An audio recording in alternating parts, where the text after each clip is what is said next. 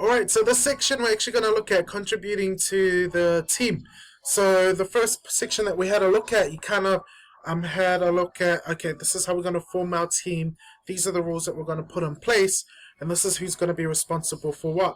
Now, this section of your assessment that we're going to look at is how have you as a group member contributed to the team. So certain aspects we're going to look at. We're going to look at making contributions to help achieve the objective, ask questions to obtain and clarify information, and giving constructive feedback. So let's start with making contributions to help achieve the objective. Now that can be found in page 17. So first way that you can really make a contribution is just give ideas. There's going to be a lot of ideas to give for setting up your own store, making your own business ideas. So there's so much that you can talk about there. Simply doing that can be used as evidence for you making a contribution to your group. Another way that you can make contribution to your group is by giving information. So with information, there's 3 different types of ways that you can do it. One is for a general fact. So remember that our budget is $500. Remember that in the previous meeting we said we're going to make it blue or black, and that's going off information that's visibly there. Another one is what's called a statistic. So this is a certain measure or evidence from somewhere else. So 20% of students came to the last event, so maybe we need to do something to get more students to come in. Or maybe half of the people came to this event, so we need to make sure that we're prepared.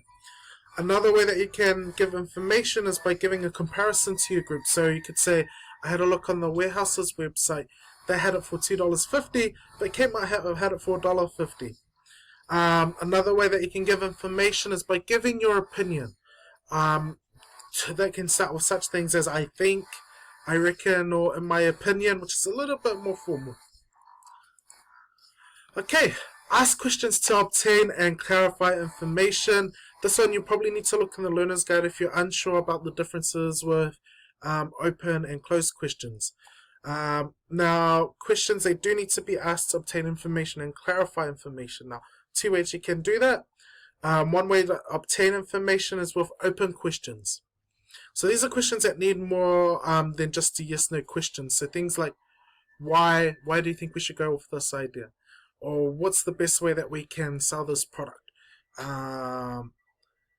What ways can we look at getting more people to come to our store instead of the other group's store? All things like that. Closed questions are clarifying information, just to double check that you need to get a little bit more to know what they're talking about. So one way that you can do that is with yes-no questions. You can go, did you mean this? And that will give you a yes or no. Can you do that task instead? Have you finished designing those posters? So all that type of stuff. Now, this also is a part that you need to put into your assessment as evidence as well. Now, giving constructive feedback, there is a difference. And this one is one that I've noticed a few students have gotten wrong in the past before. Now, bad feedback, that you notice a lot of is where people go, I think this is really good. Why is it good? So if you look at here, bad feedback, mean poster, it's a good one. Why is it a good poster? So if you look at the second version, it goes mean poster, the picture of the plate is big enough to see. So that's probably the why. We might need to make the price bigger though. Feedback's good to make sure you can let whoever's responsible know for that task, and that they're either on track or give certain advice as to what improvements can be made. So that's the end of that section.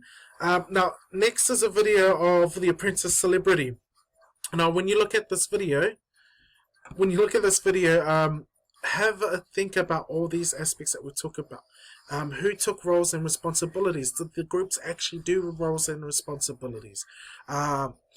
Did they ask for information, or did they clarify where mistakes were made? Did they obtain the information clearly? Were ideas allowed?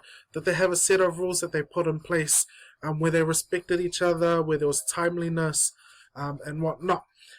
be prepared when you watch this video. Think about what we've just watched on these two videos, this one and the one up above, because you'll need to analyze that case study as part of your homework. Other than that, enjoy the video. You won't need to watch the last 5 minutes of it, but it will be helpful, and it's totally up to you as well.